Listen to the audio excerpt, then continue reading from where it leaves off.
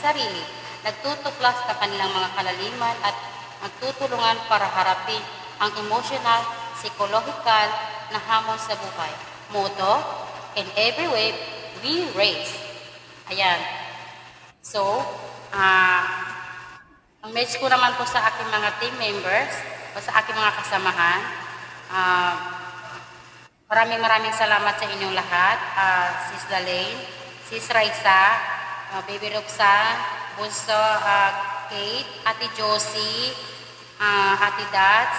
Ayan, thank you so much sa inyong lahat. Maraming salamat dahil araw-araw kayong hindi nawawala sa PL.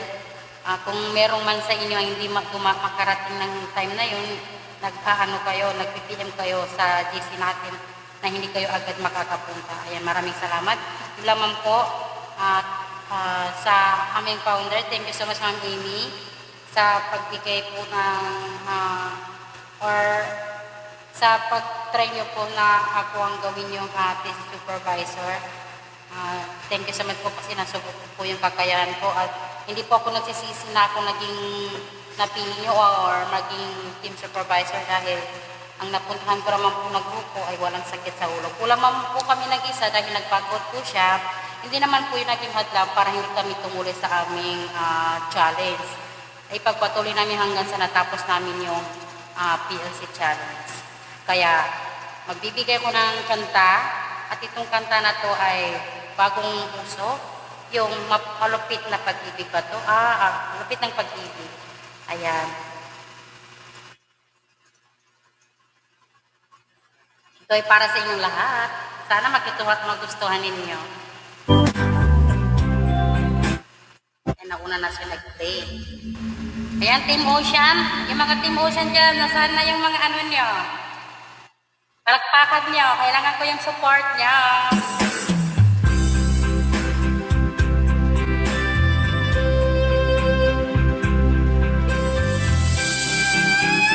O, diba? Parang malaki yung ano niya, music niya.